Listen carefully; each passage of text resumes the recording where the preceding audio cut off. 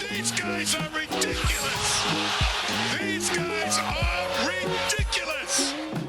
Now, how about them damn Celtics? And we are back with another episode of How About Them Celtics. Sam and I are here recording on, I was about to say on November 17th, on Friday, November 17th, after the Celtics win over the Toronto Raptors. They took down Toronto 108-105 in their second game of in-season tournament group play, moving them to 2-0 in the in-season tournament. They are now atop, or they remain atop the Group C in the East. Nets are 2-1, but the Celtics are 2-0, and every team outside of the Celtics in their group has now lost. Obviously, the Raptors have lost because the Celtics just beat the Nets earlier in the in-season tournament, and the Magic and Bulls also each have at least one loss. Actually, I might be lying. I don't know if the Magic have lost. Chicago's on their way to their second loss. Orlando's beating them right now. Yes, Magic do have a loss as well, though. They lost by 20 to Brooklyn, so they're not looking too hot even if they do win this game. So, Celtics are in good shape in that from that perspective, I should say. Game against the Raptors, though, probably not as big of a blowout as you'd want it to be. Only 3 points. They were up by 16, lost that lead in the third quarter. They went 39-17 over the Raptors in the second quarter, but then lost the third quarter 19-32. Again, not great. It just felt like Siakam got to his spots way too easy. Scotty Barnes got a couple easy buckets he shouldn't have. Same thing for Dennis Schroeder. Gary Trent was hot at the start of the game. Jakob Poeltl was 5 for 5 in this one. It was weird. We were talking about it right before we hit record. To me at least, and people perceived games different ways. I didn't really feel like they were going to lose to me in the fourth quarter. Like it just never felt like, oh, shit. Like I wasn't like nervous that they were going to lose. They always felt like more in control. It felt like the plays the Celtics were making were more consistent, more reliable than how the Raptors were scoring points. Their defense seemed more reliable than the way the Raptors were defending the Celtics. Like it felt like the Celtics were struggling because they were missing shots, but they were missing good shots. It felt like when the Raptors were missing, it was because the Celtics were playing good defense, if that makes sense. Like the Celtics missed a lot. And I mean a lot of open threes in this game. You look at the first quarter even, you look at, Tatum took 11 threes in this game, and we'd have to look. I think at least 8 of them were good looks. He just couldn't make them. So I'm not too upset at the offense only scoring 108 points. I'm more upset that, and 105 points isn't even great for the Raptors, but there were too many stretches where it felt like the Celtics just had a small lapse in the defense, and it led, led to 3 straight buckets. And I think that's where you get this close game rather than what should have been a Celtics 10-point win. So I felt the complete opposite of you. I thought they were going to lose. Maybe it's just been beaten into my brain over the last however many years that when Jason Tatum led Celtics team, this is not a point at him. It's just literally he's been the face of the team, has been in a close game, they lose. And when they blow a lead, they lose. And this season, that's not been the case. We've seen them blow leads back-to-back games now with a 16-plus point lead blown. I think that was a Greeny tweet. But they managed to hold on for the win. The reason why I felt differently than you is throughout the course of this game, there really wasn't anybody that I was like, wow, like that guy's playing really well. Even though if you look at the box score, it's Jaylen. But I was like, who the hell are they going to go to here in the closing minutes to get them a win? And turned out it was Derrick White who hit the big shot. It was pretty sick. And Porzingis made a couple big baskets after having maybe one of his worst games. I thought this was a bad Porzingis game. Thought he made a lot of mistakes, missed some easy looks. Had a couple of turnovers where he didn't catch the passes that would have been easy baskets. Just frustrating mistakes from him. But happy to see those two string together a couple makes to get the Celtics across the finish line, because I forget who posted it, but Tatum and Brown both did not score in the final 3 minutes of this game. Yeah. Kind of crazy that they still won in spite of that. Like if I told you 20 minutes ago the Celtics would win this game, but Tatum and Brown would not score in the end, you'd be like, what is that? What's happening? Also, great aspect of the box score, 7 guys in double figures. Another good Al Horford game. We talked about it on the pregame show. Somebody was like, should they just sit Al tonight? And it was like, no, let him build off what he did in Philly. Yeah. And he certainly did. He made maybe 2 of the biggest shots of the game, right behind Derrick White's game winner. but Yeah. back-to-back threes early in the fourth quarter when the Celtics were kind of on the ropes while the Raptors were making a big push. Big shots from Al Horford. This is 2 games in a row of that from him. Glad to see he's got it, and he's got it in the big stretches, the clutch stretches that aren't necessarily crunch time. I love that. Pumped. I agree. And I think that's part of the reason I never felt worried, because it felt like for all their struggles on defense, and I don't want this to come off like I'm, saying, oh, the Celtics played a great game. It obviously wasn't a great game, but No. I think offensively they were doing the right things for the majority of it. Obviously there were some, Tatum dribble step back, some Jaylen Brown. Like, there's always going to be that. There's always going to be a few of Some those shots in bad the game. threes from the big guys, the Sure. big stars. Even White had a bad one that was an air Yeah, ball. those are always going to happen within the flow of the game, right? They just happen like someone's feeling it and they take a shot that's probably a bit ill-advised. But for the large majority of this game, it felt like the looks they were getting came within the flow of the offense, which is why I was confident in their ability to play, especially on that end of the floor. I think the defense is where you look and say, okay, they probably could have been a bit better there, because Siakam just got to the post way too easy, excuse me, and got to his layup with very little resistance. Scotty Barnes on that drive where Schroeder's found him, or Malachi Flynn maybe found him, like, you got to clog the lane there, and I think that's where Porzingis could have been a little better as well. Gary Trent, couple open threes that shouldn't have been open threes, just missed rotations there. So I think defensively is maybe where you want to clean it up a little more. Again, funny, I'm calling out the defense when they allowed 105 points. But I think while on paper you look at this game and think the offense was worse, I think the defense was a bit more scattered, because while the Raptors didn't score a ton of points, there were these huge runs where the Raptors like outscored them 10-2 or whatever it was. Yeah. I know there was at least one of those throughout the game. And they were quick. And exactly. Meanwhile, offensively, like, I truly believe the Celtics played a fine offensive game. The shots just weren't falling for them in this one. I thought they did a good job on the offensive glass, especially in the first quarter. I don't know how many of their 8 offensive rebounds were in the first, but I bet it was a whole lot of them.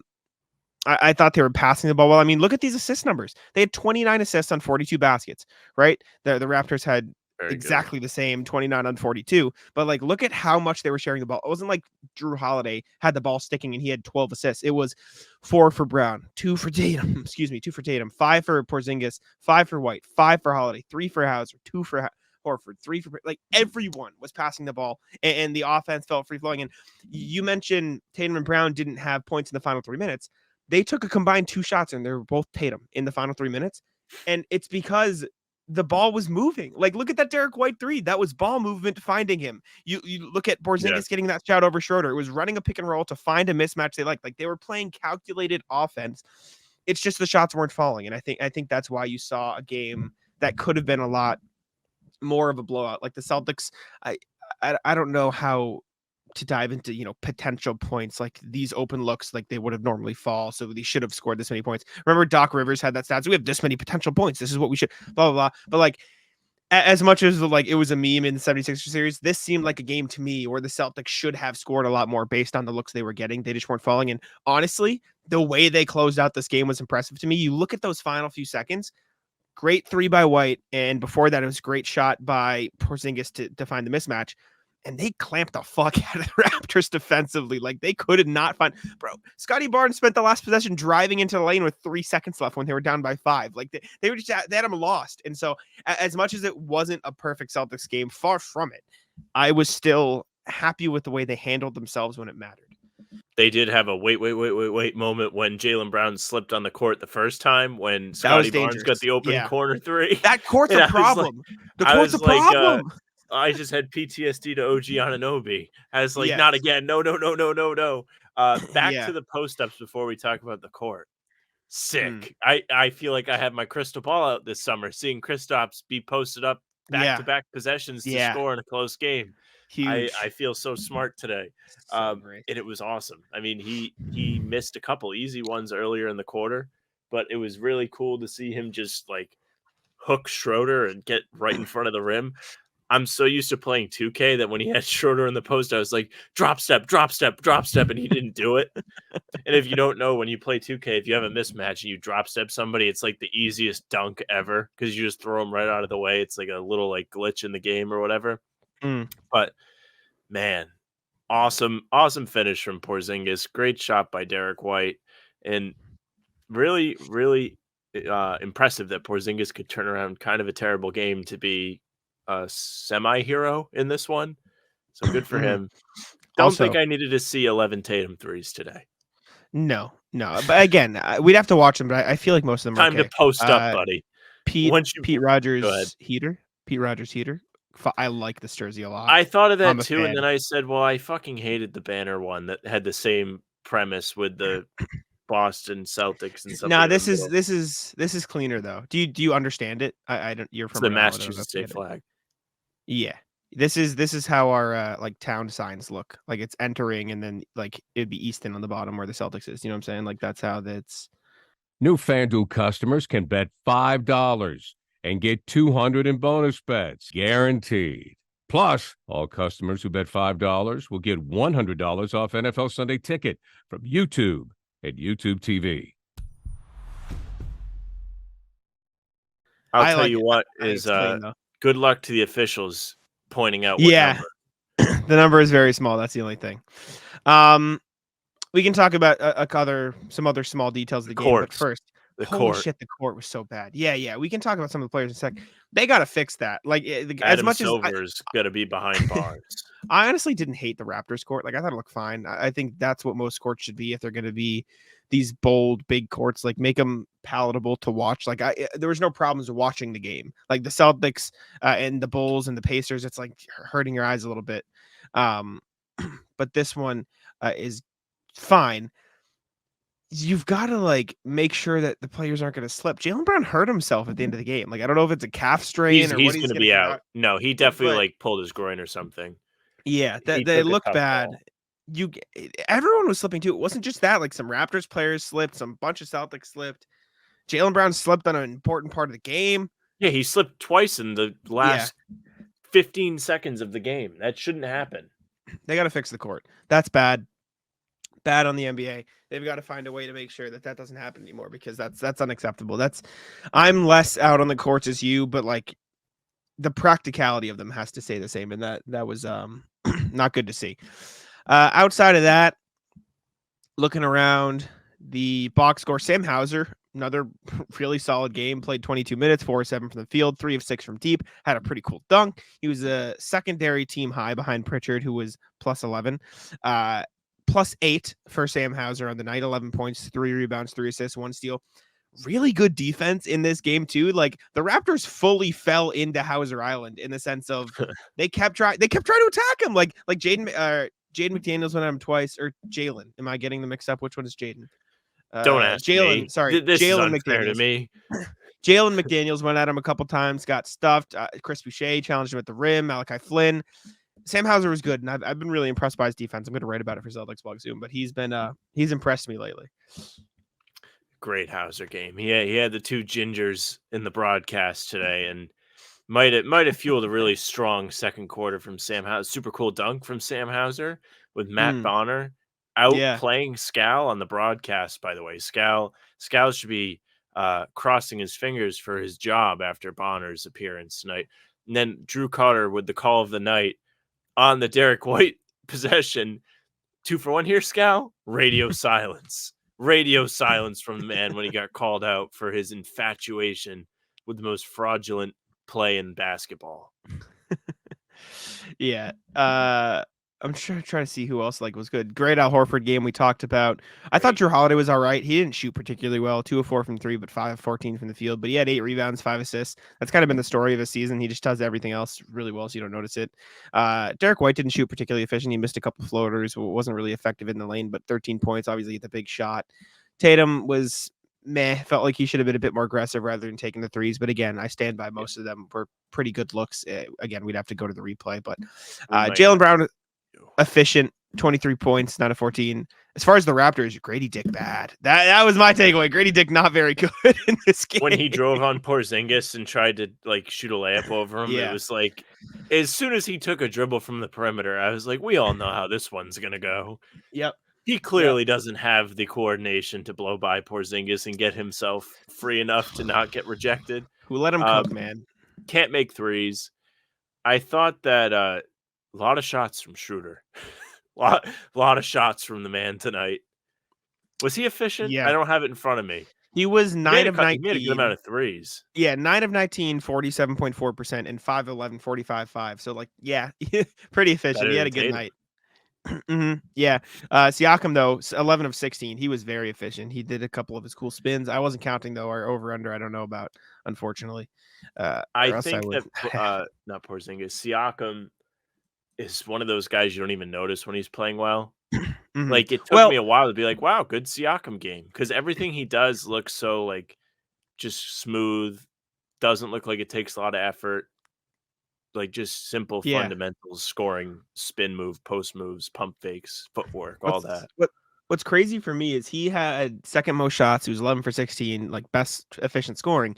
He played the least minutes out of anybody in the starting five. He only played 29:07. He was a plus 17 in a game they lost by 3. Like that is when you say like, hey coach, what are we what are we doing here, pal? Darko, what you doing, man? Front Uh office, what you yeah. doing? Weird he didn't play more. Weird Siakam didn't get in more. Scotty Barnes, not a good game. 5 of 13, 2 of 6. I don't know. It was weird, but I thought the Celtics obviously wasn't their best performance, but this is a game they could lose pretty easily last year based on how hot the Raptors got at times. But it just felt like both teams didn't really bring their A game, except the Celtics sort of got dragged down in this one, played down to the competition rather than last time, killing it. So They sure it's did. whatever, And you know. Toronto remembered. They remembered Yeah, the Joe Mazzulla challenge up 30. that they did. That said, all we're gonna remember at season's end: win is a win. 10-2 on the season, 2-0 in the in-season tournament. So Celtics got the marking in the correct column in this one. Let us know what you thought of the game. I think we covered most of the stuff that I wanted to talk about. Anything that I missed? Anything you wanted to talk about? I think we got it all. No, nothing. I Yeah. just hope Jalen's okay. That's the Yeah. biggest takeaway from me is like I really hope he's not going to have to miss an extended period of time. I think the Celtics are a team that can afford for him to miss time, especially with you know, Memphis Sunday, Charlotte Monday, but not necessarily what you want, especially after he's kind of gotten his feet back under him after some rocky games early. Mhm. Like he played well tonight. Actually, He was pretty good over the last week or so. very briefly before we stop, I feel like we didn't talk enough about Jaylen Brown. Like he was very efficient. Like his scoring was like legitimately what won the Celtics this game, and he only took 14 shots, which was tied for second most in the team. But Tatum took 22, so that's a pretty significant gap. Like he took a great mix of threes and twos, 14 attempts, but 9 of them were twos, 5 of them were threes, and he shot 3 of 5 from 3, and they were good looks too. Like he had, from what I remember, he had one where it was like probably shouldn't have taken that a pull up, but most of them were in the rhythm of the offense. Great 3. And he drove to the basket with real force in this game. Like he once he got past his defender, like I remember there was a play where I think I might have been Tatum, but I think it was Brown, called off. Everybody said, get out, clear. I've got Pirtle on me. Drove right past him. Easy layup. And he did that a couple times. And when I said last year, I was like, Brown's a better bucket at getting to his spots. He is now taken that from when I said that I was talking about how he's able to get into the mid-range, work, and then turn around and shoot. He has taken that into, if I see a defender I know I can beat, I'm going to clear everything out and I'm going to beat them on the drive and get an easy layup. And he's done a lot of that this year. So I was very impressed with the scoring. And then the assists were there too. He had 4 assists in this game, including a super sick play to Porzingis that was perfectly over Jakob Poeltl to make that happen. And Jakob Poeltl looked lost too. Jaylen Poor Brown guy. and Porzingis once again beating up on Jakob Poeltl, Yeah. who But played no, okay today. 5-5, big bucket down the yeah, stretch for the Raptors on a yeah. putback. A couple really bad turnovers though, like really bad turnovers. But no, Brown was awesome in this game, and I feel like we didn't talk about him enough, and so I wanted to throw in the credit here because he was probably their best scorer on this night. And out of any of the games, for him to get more looks than Tatum, this probably should have been it. Like he deserved more shots in this game, and if he got them, I think the Celtics had a chance to maybe win by a little more. I would have just liked to see more Tatum post-ups. Like just don't put him in a position to shoot 11 threes if he's 1 of 6 at the break. Or just go to Jaylen, or just like let Jaylen go. Like if it's Jalen's game, it's Jalen's game. Because even some of those Tatum post ups were misses. Like he wasn't making the same ones he was making against the Knicks and the But Raptors last I time. mean, in a sense of let him make plays out of the post. They don't Well, yeah, necessarily no, have to I be shots, and you could get Jaylen some more comfortable looks than like even though Jalen's efficient, are you really all that comfortable with him like doing everything? Like, sure, he can be a bucket getter, but I'd almost rather him just be in a position where it's quick decision to the basket or quick catch and shoot. Like, Well, I don't necessarily want to that's see him doing a lot of dribbling. that's what I'm saying. But I think what they did a good job of when Jalen was scoring was getting him in a good matchup. Like what they did with Porzingis at the end where they got him on Schroeder, like run a pick and roll with Jalen and KP or Jalen and whoever's on like Malachi Flynn or Schroeder. Or Schroeder's an okay defender, but you know what I mean? Like get Pirtle on Brown, run a pick and roll so they switch it. And if they don't switch it and they scramble over, at that point, Jaylen Brown will have a drive anyways, right? Like run so like when we reacted to the JB KP two-man game, we were looking at how they were setting screens and the defender was going all the way over to account for Jalen's shot, and then Jalen had a lane. If they do that, Jalen will have the lane. And if they switch it, Pirtle on Jalen, you clear everybody out, let him drive on him. Like I think that's where Jalen thrived in this game, and I would have liked to see them go to it a bit more in the fourth quarter and in the third quarter when they were struggling. Like I think that's where they could have sort of funneled him, and to your point, put him in the spots where he could have been the best because he was good in this game. He was really good. Yeah, glad to see it. Hope he's okay. Yeah, hope Jalen's all right. Anyways, I just wanted to throw that at the end because I didn't want to neglect Jaylen Brown because he's probably their best offensive player. And I thought we glossed over it because I do think a lot of this game was good team basketball. But anyways, thanks all for tuning in. Storm's Chicago back. bad. Little group update. Yeah, it's a 1 point game. They were down see. like double digits here in the fourth quarter. Couple good ones. Pelicans going away. Okay. I can tell. I know. I can tell. This is what the YouTube video viewers have seen the whole podcast. This is they have a lot of games like ending. I'm trying to keep my screens up to date. They need to make that easier. It's not easy enough. Thanks y'all for tuning in. Let us know what you think of the game. Raptors Celtics. This will be on audio feeds as well. Leave us a review. Review would help. We got to remember to say that at the beginning of next podcast. But thank y'all for tuning in. Happy birthday, Philip, for the final time because it's still your birthday as we're recording this. And I'll let Sam wrap it up. Hey, thank you very much for listening or watching today. We'll be back Saturday morning or Sunday morning with a podcast, Sunday night with a pregame, and Monday with reaction again. You can find us here on YouTube. Subscribe to the channel, hit the notification bell, leave a like, right? And comment what's popping on one of the videos. We'll be doing the wheel tomorrow on the pod. We got a lot for this one. Yeah, a lot of people. Well, that's good. That's good. That means I was worried there. Only like a couple people cared at the beginning. It's good product. You want it. As you're listening on Spotify or Apple, like Jack said, follow us, leave a nice review there, say something nice. You can find us on socials at How About Them C's. That's Twitter, Instagram, TikTok, and Facebook is just the name of the podcast. Our pregame streams are there as well. So go hang out there, leave a like, follow the page, whatever you want to do on Facebook. You can do both. Not really sure what the difference is. You can follow Jack on Twitter at JacksMoneyB. You can follow me at Sam LaFrance NBA. That's it for us. Bye.